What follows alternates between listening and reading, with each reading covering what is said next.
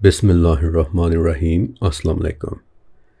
آج سب سے پہلے تو آپ سب کو میری طرف سے فرقان قریشی بلاگز پر 5 لاکھ فیملی ممبرز پورے ہونے پر بہت بہت زیادہ مبارکباد، کیونکہ یہ میرا نہیں بلکہ آپ سب کا چینل ہے۔ میں آپ کو اپنے دل کی سچائی سے ایک بات بتاؤں، دیکھیں آج کل یوٹیوب کے نام پر جو کچھ ہو رہا ہے وہ آپ سب کو پتہ ہے، اور میری شروع سے یہ کوشش رہی ہے کہ ہماری یہ خوبصورت علمی فیملی اس سب سے دور اور محفوظ رہے۔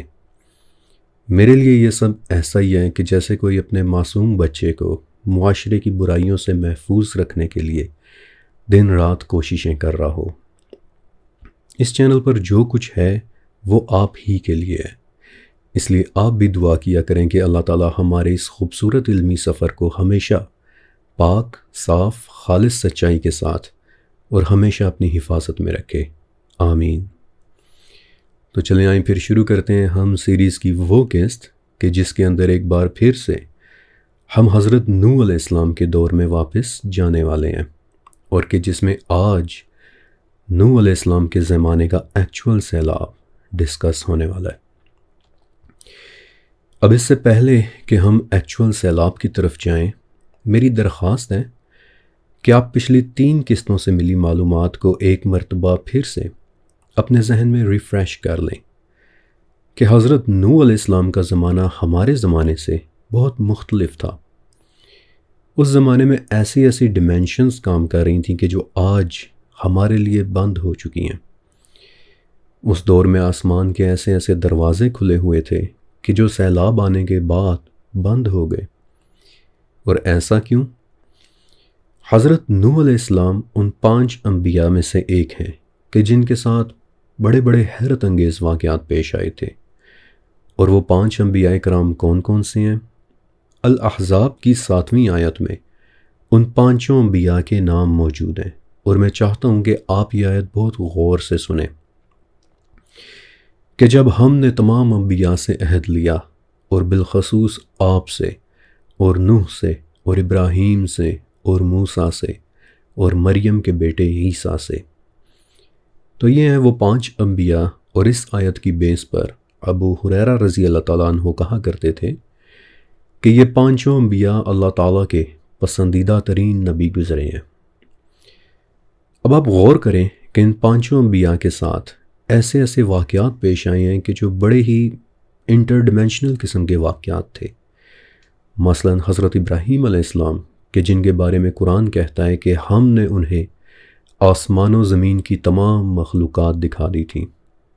پھر حضرت موسیٰ علیہ السلام جن کے متعلق قرآن کہتا ہے کہ اللہ تعالیٰ نے انہیں آواز دے کر بلایا تھا، حالانکہ قرآن یہ بھی بتاتا ہے کہ اللہ تعالیٰ کبھی کسی بندے سے کلام نہیں فرماتا، لیکن موسیٰ علیہ السلام سے اللہ تعالیٰ نے کلام کیا۔ بلکہ معراج کی رات موسیٰ علیہ السلام کو تو نبی کریم صلی اللہ علیہ وآلہ وسلم نے ایٹ لیسٹ 3 جگہوں پر دیکھا تھا۔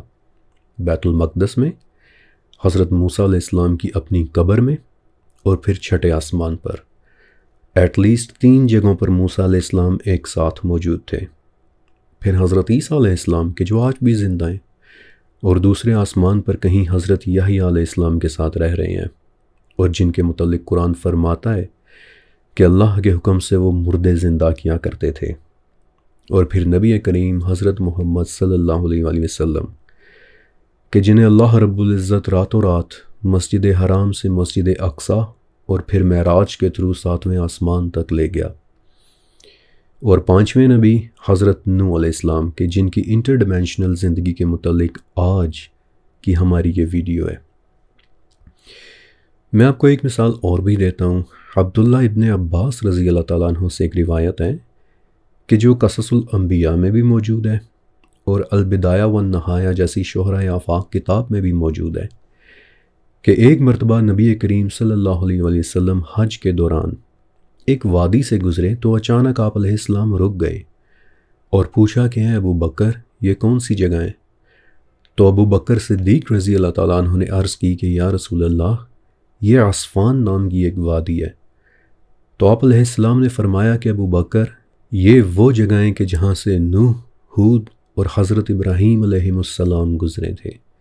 وہ حج کرنے جا رہے تھے، ان کے اونٹ سرخ رنگ کے تھے اور ان کے اونٹوں کی نکیلیں کھجور کی چھال سے بنی ہوئی تھیں، اور ان کا اپنا لباس تہبندوں اور قباؤں سے بنا ہوا تھا، اور ان کی آبائیں چیتے کی کھال کی طرح تھیں۔ یہ روایت قصص الانبیاء اور البدایہ والنہایہ دونوں میں موجود ہے، لیکن just hold on for a second. آپ اس روایت کو غور سے دیکھیں، اس کے تھیم سے ایسے محسوس ہوتا ہے کہ جیسے اس وقت وہ تینوں انبیاء ایک ساتھ تھے، ان کے کپڑے ایک جیسے تھے، ان کے اونٹ ایک جیسے تھے۔ لگتا ایسے ہے کہ جیسے اس وقت وہ تینوں انبیاء ایک ساتھ موجود تھے، حالانکہ ہم جانتے ہیں کہ وہ تینوں انبیاء ایک دوسرے سے صدیوں یا پھر شاید ہزاروں سال کے فرق سے مبعوث ہوئے تھے۔ تو پھر وہ تینوں ایک ساتھ حج کے سفر کے لیے کیسے جا سکتے تھے؟ صرف ایک صورت میں، کہ اگر وہ سفر کسی اور ہی ڈیمینشن میں ہو رہا ہو۔ اور یہ روایت میں نے آپ کو صرف اس وجہ سے نہیں سنائی، بلکہ اس لیے بھی سنائی ہے کہ عصفان کی وادی ایک اور حوالے سے بڑی ہی اہم ہے، اور وہ یہ کہ اس جگہ یعنی عصفان میں آگے چل کر ایک بار پھر سے کسی اور ڈیمینشن نے کھل جانا ہے، اور اس مرتبہ وہاں جس ڈیمینشن نے کھلنا ہے اس ڈیمینشن کا تعلق زمین سے نکلنے والے ایک جانور کے ساتھ ہونا ہے، دابۃ الارض کے ساتھ۔ ایگزیکٹلی وہی جانور کہ جس کا ذکر سورہ نمل میں ہے کہ ہم ان کے لیے زمین سے ایک جانور نکالیں گے کہ جو ان کے ساتھ باتیں کرے گا۔ اور عبداللہ ابن عمر رضی اللہ تعالیٰ عنہ کہتے ہیں کہ زمین سے نکلنے کے بعد وہ جانور چیختا چلاتا سب سے پہلے سیدھا مشرق کی طرف جائے گا، پھر چیختا چلاتا شام کی طرف بھاگے گا، اس کی چیخوں کی آواز دور دور تک سنائی دے رہی ہوگی، اور پھر چیختا چلاتا آخر میں صبح کے قریب وہ عصفان کی وادی کی طرف بھاگے گا۔ تو عصفان کی وادی میں یقیناً ان دوسری ڈیمینشنز کے متعلق کوئی راز موجود ہے۔ کون سا راز؟ وہ آج کی اس ویڈیو کا ٹاپک نہیں ہے، لہٰذا پھر کبھی۔ لیکن دا پوائنٹ از کہ نوح علیہ السلام کی زندگی اور زمانے میں بہت ساری ایسی ڈیمینشنز کھلی ہوئی تھی کہ جو آج ہمارے لیے بند ہو چکی ہیں، اور انہی ڈیمینشنز میں سے ایک ڈیمینشن سے حضرت نوح علیہ السلام کے سیلاب کا پانی آیا تھا۔ لیکن ابھی جب میں نے آپ کو الاحزاب کی 5 انبیاء والی آیت سنائی تو اس وقت میں نے کہا تھا کہ آپ نے اس آیت کو بہت غور سے سننا ہے۔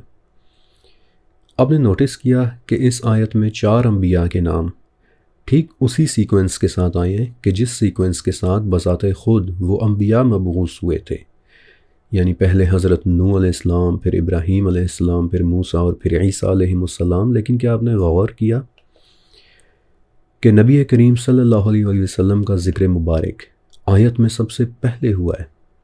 آپ کو پتہ ہے کہ علم التفسیر میں ناموں کے سیکوینس بہت معنی رکھتے ہیں کہ پہلے کس چیز کا ذکر ہوا ہے اور پھر بعد میں کس چیز کا ذکر ہوا ہے۔ ناموں کا سیکوینس تفسیر کو چینج کر دینے کی صلاحیت رکھتا ہے، اور انبیاء کے ناموں کا یہ سیکوینس آپ کو تب سمجھ میں آئے گا کہ جب آپ ابو ہریرہ رضی اللہ تعالیٰ عنہ سے مروی وہ حدیث پڑھیں کہ جو اب طبقات الکبریٰ میں بھی ہے، مسند فردوس میں بھی ہے، اور معالم التنزیل میں بھی ہے، کہ جہاں نبی کریم علیہ السلام نے فرمایا تھا کہ پیدائش کے اعتبار سے میں سب سے پہلا، لیکن بعثت کے اعتبار سے سب سے آخری نبی ہوں۔ دیکھیں یہ بڑی گہری باتیں ہیں، یہ ڈیمینشنز بہت وسیع ہیں، اور انہی ڈیمینشنز میں سے ایک ڈیمینشن سے نوح علیہ السلام کے سیلاب کا پانی آیا تھا کہ جو اب یہاں سے آگے آج میں آپ کے لیے ایکسپلین کرنے والا ہوں۔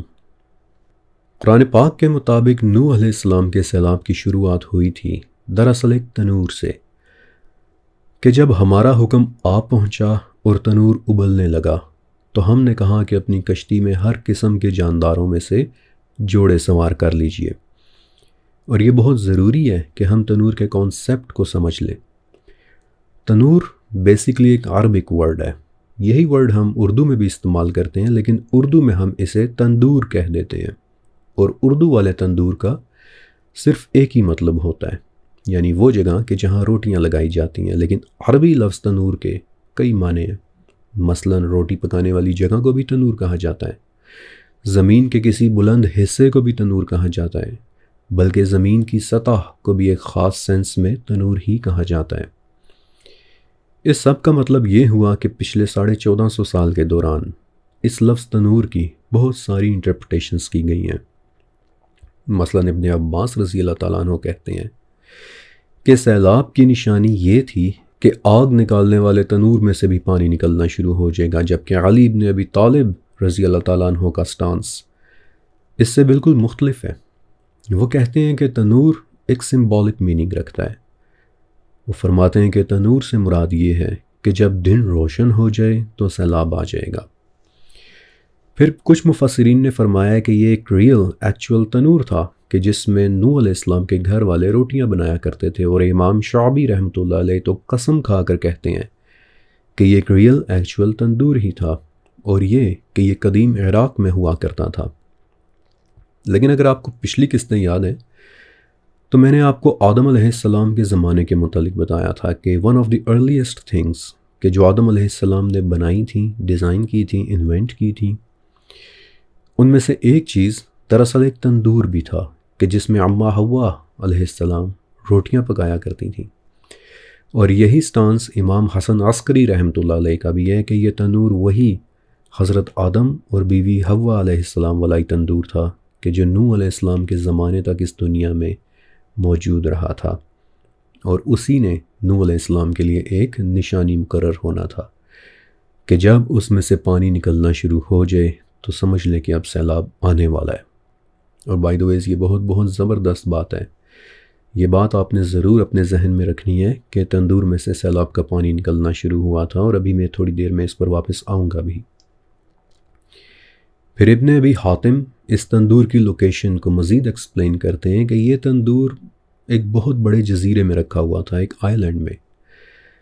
اب ایک اور چیز کہ قرآن پاک میں اس تندور سے پانی نکلنے کے لیے جو لفظ استعمال ہوا ہے وہ ہے وفارت تنور، یعنی کہ جب تنور پھوٹ پڑے۔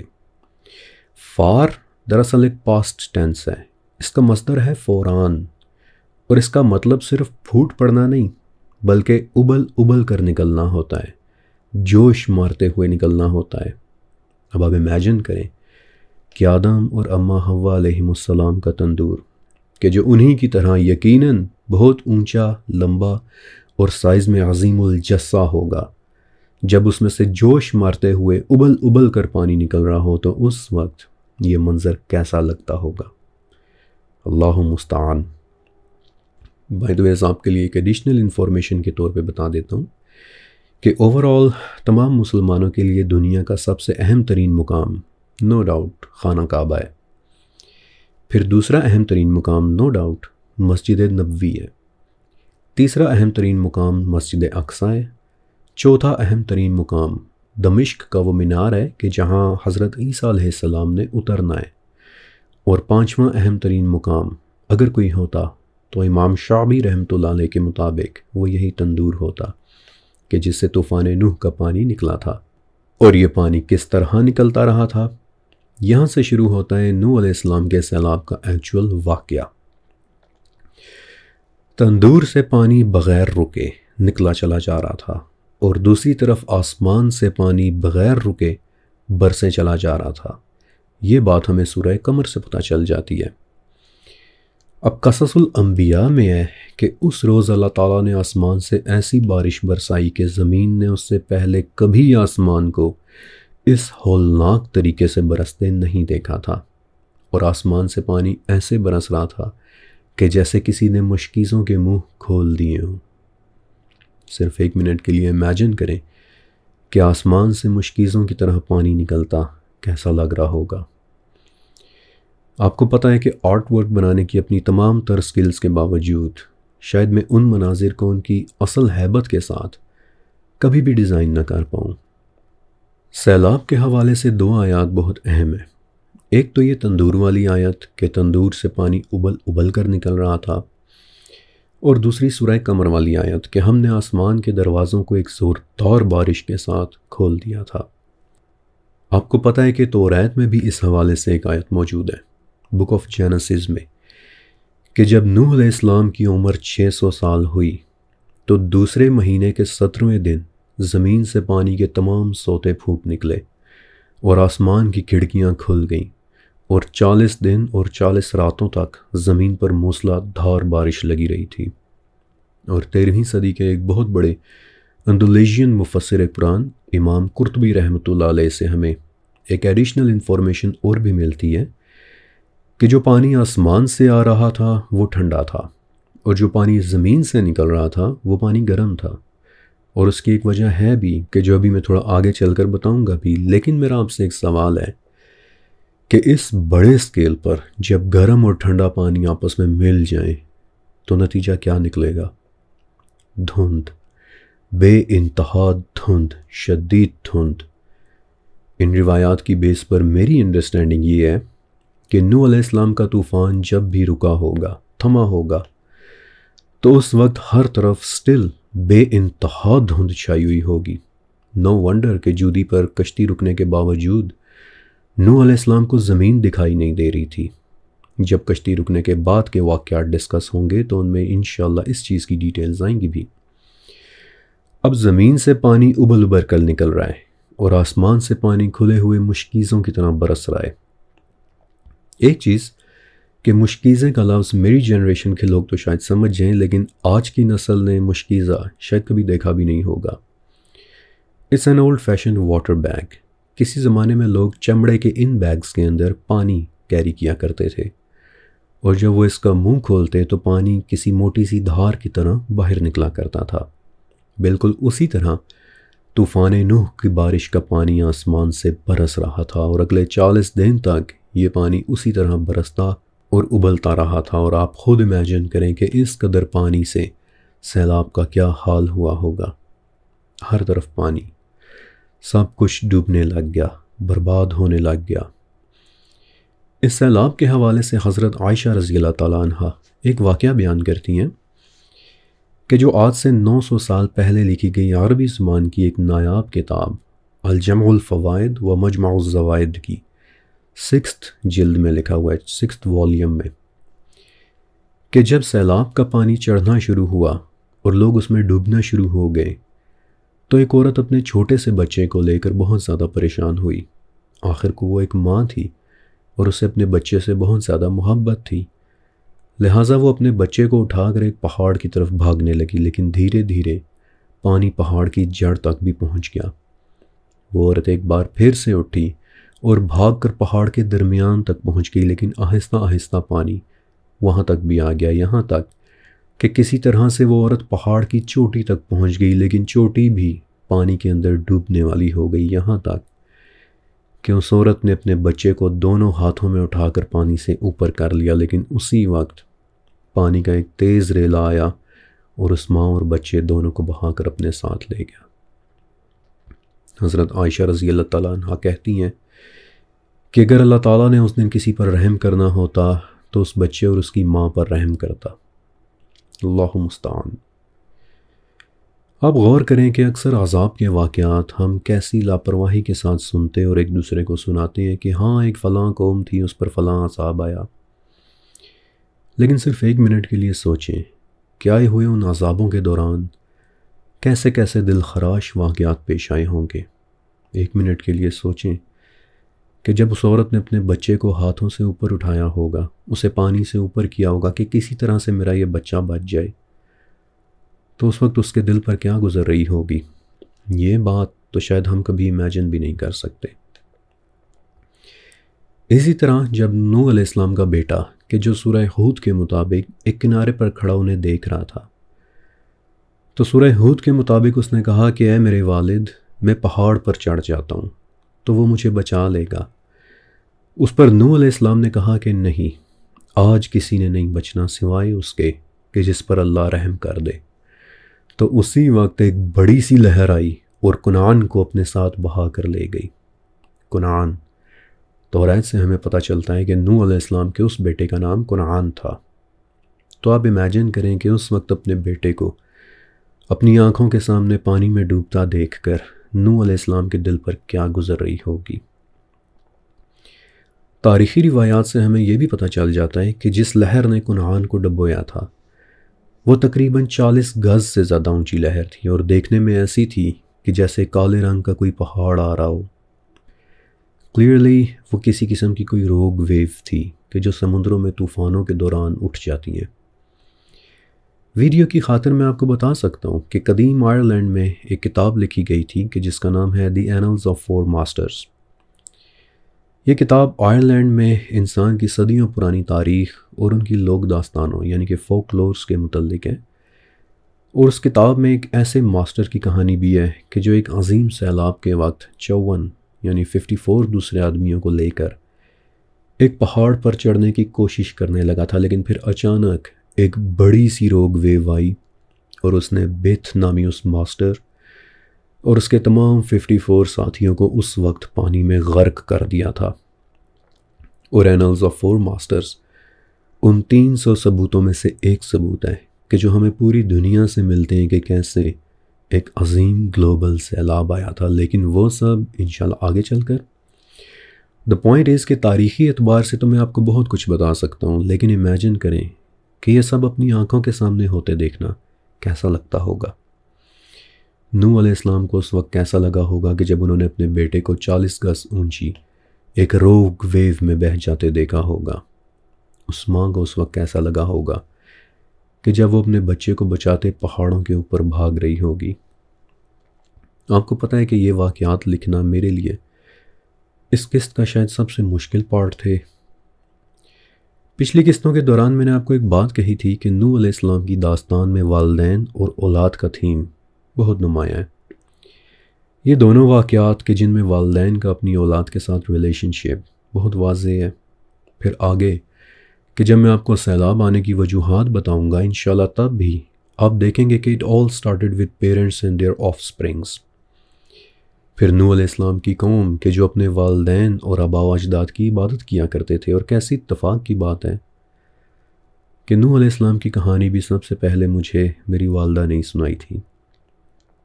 ویڈیو کی حد تک میں آپ کو بہت ساری انفارمیشن دے سکتا ہوں، لیکن میں چاہتا ہوں کہ اپنے الفاظ کے ذریعے آپ کو ایک مرتبہ اس زمانے میں واپس لے کر جاؤں اور آپ کو محسوس کرواؤں کہ یہ سب کچھ اپنی آنکھوں سے دیکھنا کیسا لگتا ہوگا۔ کیونکہ ایک مرتبہ آپ کو یہ احساس ہو گیا تو اس وقت پھر آپ کے دل میں اللہ کی عظمت اور اس کا خوف صحیح معنوں میں محسوس ہونے لگ جائے گا۔ اوکے، اب ایک بہت اہم سوال کہ نوح علیہ السلام کے سیلاب کا پانی آیا کہاں سے تھا؟ ابھی میں نے آپ کو بتایا کہ اس حوالے سے 2 آیات بہت اہم ہیں۔ ایک تو سورہ قمر کی آیت کہ ہم نے زوردار بارش سے آسمان کے دروازوں کو کھول دیا تھا، اور میں نے آپ کو بتایا تھا کہ توریت میں بھی یہی آتا ہے کہ اس بارش سے آسمان کی تمام کھڑکیاں کھل گئی تھیں، اور یہ پارٹ آپ کے لیے اس ویڈیو کا شاید سب سے دلچسپ حصہ ہوگا۔ دیکھیے، بارش ایک ایسی چیز ہے کہ جس کا علم ٹرولی سوائے اللہ تعالیٰ کے اور کسی کے بھی پاس نہیں۔ نبی علیہ السلام نے فرمایا تھا کہ 5 چیزیں ایسی ہیں کہ جنہیں سوائے اللہ کے اور کوئی بھی نہیں جانتا۔ پہلی چیز کہ کسی کو نہیں پتا کہ کل کیا ہوگا۔ دوسری چیز، کسی کو نہیں پتا کہ ماں کے پیٹ میں کیا ہے۔ تیسری چیز، کسی کو نہیں پتا کہ اس کی موت کب اور کہاں ہوگی۔ چوتھی چیز، کسی کو نہیں پتا کہ قیامت کب آئے گی۔ اور 5ویں چیز، کسی کو نہیں پتا کہ بارش کب ہوگی۔ اور آپ دیکھ لیں کہ ہاؤ ٹرو از دس۔ پچھلے 5 مہینوں سے پاکستان میں بارشیں رکی ہوئی ہیں، حالانکہ کبھی کبھی ویدر فورکاسٹ میں آ بھی جاتا ہے کہ کل بارش ہو بھی سکتی ہے، لیکن وہ نہیں ہوتی۔ ایسا اس لیے کہ بارش کا تعلق آسمان کے راستوں سے ہے کہ جو صرف اللہ تعالیٰ کے علم میں ہے۔ حضرت عمر رضی اللہ تعالیٰ عنہ نے جب بھی بارش کے لیے دعا کرنی ہوتی تھی تو آپ پہلے ممبر پر کھڑے ہوتے، پھر سورہ نوح کی پہلی آیت پڑھتے، پھر بہت زیادہ استغفار کرتے، اور پھر کہتے کہ میں نے اللہ سے بارش کو اس کے ان تمام راستوں سے مانگ لیا ہے کہ جو آسمان میں موجود ہیں۔ نوح علیہ السلام کے سیلاب والی بارشیں صرف اس دنیا کے پانی سے نہیں بلکہ آسمان کے دروازوں میں موجود پانیوں سے آئی تھیں۔ بہت ساری روایات میں اس بات کے ٹریسز مل جاتے ہیں، ایون کہ توریت میں بھی۔ پریسٹلی سورسز بتاتے ہیں کہ آسمان کی کھڑکیاں کھل گئی تھیں، آسمان میں موجود رقیہ پھٹ گیا تھا۔ رقیہ یعنی وہ پردہ کہ جو اوپر کے پانیوں کو نیچے کے پانیوں سے علیحدہ رکھتا ہے، یعنی عام الفاظ میں پانیوں سے بھرا ایک دروازہ کھل گیا تھا۔ آسمان کے دروازے پانیوں سے بھرے ہوئے ہیں، اس پر میں پورا ایک سیزن بنا چکا ہوں کائنات کے راز نام سے، کہ جو بھی کچھ ہفتے پہلے ہی مکمل ہوا تھا۔ ان دروازوں اور ان میں موجود پانیوں کے متعلق مکمل ڈیٹیلز جاننے کے لیے آپ میری وہ سیریز دیکھ سکتے ہیں، لیکن آسمان کے دروازوں میں سے آنے والا پانی تو سیلاب کا صرف ایک سورس تھا۔ پانی تو ایک اور جگہ سے بھی نکل رہا تھا، نوح علیہ السلام کے اس تندور میں سے۔ اور میں نے آپ کو کہا تھا کہ یہ تندور والی بات بہت اہم ہے، ایک بار پھر سے میں اس پر واپس آؤں گا۔ تو چلے آئیں پھر سمجھتے ہیں تندور کے اس پراسرار کانسیپٹ کو۔ سورہ طور کی پہلی 6 آیات پڑھیں۔ قسم ہے طور کی اور لکھی ہوئی کتاب کی کہ جو کھلے ہوئے اوراق میں ہے، اور بیت المعمور کی اور اونچی چھت کی اور بھڑکائے ہوئے بھرے ہوئے سمندر کی۔ کیا ہے یہ بھرا ہوا بھڑکایا ہوا سمندر؟ بحر المسجور، بحر یعنی سمندر، اور مسجور یہ ایک ناؤن ہے کہ جس کے کئی مطلب ہوتے ہیں، بھرا ہوا، بھڑکایا ہوا، لبریز ہوا ہوا۔ اسی سے لفظ سجر البحر نکلتا ہے، یعنی سمندر کا بھر جانا، اس کا چڑھ جانا۔ اور بحر المسجور کی تفسیر میں حضرت علی رضی اللہ تعالیٰ عنہ کہتے ہیں کہ اللہ رب العزت کے عرش کے نیچے عظیم پانیوں سے بھرا ایک سمندر ہے کہ جس کی گہرائی اس قدر ہے کہ جتنی 7ویں آسمان سے لے کر 7ویں زمین کے درمیان تک کا فاصلہ ہے، اور یہ سمندر گاڑے پانی سے بھرا ہوا ہے۔ اس سمندر کو بحر الحیوان یا پھر بحر الحیات بھی کہا جاتا ہے، اور یہ ہے وہ بھرا ہوا بھڑکایا ہوا سمندر کہ جس کا پانی نوح علیہ السلام کے تنور میں سے کسی گرم چشمے کی طرح ابل ابل کر باہر نکل رہا تھا۔ اسی لیے زمین سے نکلنے والا پانی گرم تھا، کیونکہ بحر المسجور بھڑکایا ہوا لبریز سمندر ہے۔ یہی وہ سمندر ہے کہ جس کے پانی سے سور پھونکے جانے کے بعد 40ویں صبح مخلوق پر ایک بارش ہوگی کہ جس سے قبروں کے اندر موجود لوگ غلے کے دانوں کی طرح اگ آئیں گے۔ مسند احمد میں بھی اس حوالے سے ایک حدیث موجود ہے کہ جس وقت سور پھونکا جائے گا تو جس شخص کے کان میں سب سے پہلے اس کی آواز پہنچے گی وہ شخص اپنے حوض کے کنارے ٹھیک کر رہا ہوگا، لیکن یہ آواز سنتے ہی اس پر بے ہوشی طاری ہو جائے گی، اس کی گردن ایک طرف لڑک جائے گی، اور پھر اس کے بعد جس شخص کے کان میں سور کی آواز پہنچے گی اس کی گردن ایک طرف لڑکتی چلی جائے گی، اور وہ بے ہوش ہو کر گرتا چلا جائے گا، یہاں تک کہ پھر اللہ تعالیٰ ایک ایسی موسلا دھار بارش نازل کر دے گا کہ جس سے لوگوں کے جسم قبروں میں اگ آئیں گے، اور پھر جب دوسری مرتبہ سور پھونکا جائے گا تو وہ سب زندہ ہو کر کھڑے ہو جائیں گے، اور وہ اپنے ہوش و حواس میں ایسے ہوں گے کہ جیسے اپنی آنکھوں سے دیکھ رہے ہوں۔ اسی لیے اس سمندر کا نام بحر الحیات ہے۔ اور اگر آپ نے میری یاجوج ماجوج والی سیریز دیکھی ہو تو آپ کو وہ حدیث بھی یاد ہوگی کہ یاجوج ماجوج کی موت کے بعد بھی گاڑھے پانی والی ایک بارش ہوگی کہ جس سے زمین پر ایک نئی قسم کی ویجیٹیشن، ایک خاص طرح کی نباتات اگائیں گی کہ جو سائز میں ہماری آج کی ویجیٹیشن سے بالکل مختلف ہوں گی۔ ایک انار سے پوری فیملی کا پیٹ بھر جایا کرے گا، اور اس انار کے چھلکے کے نیچے 8 10 لوگ بیٹھ جایا کریں گے۔ یہ ساری ڈیٹیلز جاننے کے لیے آپ میری یاجوج ماجوج سیریز ضرور دیکھیے گا۔ تو عرش کے نیچے موجود یہ وہ سمندر تھا، بحر المسجور، کہ جس کا پانی اس تندور سے نکل کر ہماری دنیا میں آیا تھا۔ اور just look at the shape of tandoor. دیکھیے تندور کس شیپ کا ہوتا ہے، ایک ٹنل کی شیپ کا، ایک غار کی شیپ کا، ایک گزرگاہ کی شیپ کا، اور وہ تندور حضرت نوح علیہ السلام کا تندور، ایسا لگتا ہے کہ جیسے وہ تندور اس وقت کسی ٹنل، کسی گزرگاہ کی طرح ہی ریئیکٹ کر رہا تھا کہ جس سے بحر المسجور کا پانی ابل کر ہماری دنیا میں آ رہا تھا۔ اللہ مستعان، اللہ مستعان۔ نوح علیہ السلام کے سیلاب کا پانی اس دنیا سے تھا یا نہیں، قرآن و سنت سے ملی معلومات، صحابہ کے آثار اور تابعین سے ملی روایات کو توجہ سے اسٹڈی کرنے کے بعد، بلکہ بہت توجہ سے اسٹڈی کرنے کے بعد، میں اس نتیجے پر پہنچا ہوں کہ نوح علیہ السلام کے سیلاب کا پانی اس دنیا کا نہیں تھا، بلکہ وہ پانی آسمان کے دروازوں اور اس تندور کے ذریعے بحر المسجور سے نکل کر آیا تھا کہ جس کی ٹرو نیچر سوائے اللہ تعالیٰ کے شاید اور کوئی بھی نہیں جانتا، اور وہ کیا وجہ تھی کہ جس سے اس دنیا کو دھونے کے لیے بحر المسجور اور آسمان کے دروازوں سے پانی بھیجا گیا، یہ جان کر تو آپ شاید حیران ہی رہ جائیں گے۔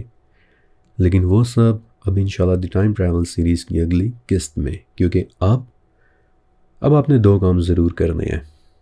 ایک تو یہ کہ اس ویڈیو کے نیچے موجود لائک کا بٹن ضرور دبا دیجیے گا تاکہ یہ ویڈیو ہمارے باقی فیملی ممبرز تک بھی پہنچ جائے، اور دوسرا یہ کہ کمنٹ سیکشن میں لکھے میرے سب سے پہلے کمنٹ، میرے پنڈ کمنٹ کو ایک بار ضرور پڑھ لیجئے گا، کیونکہ اس میں آپ سب کے لیے میری طرف سے ایک بہت ضروری پیغام ہے۔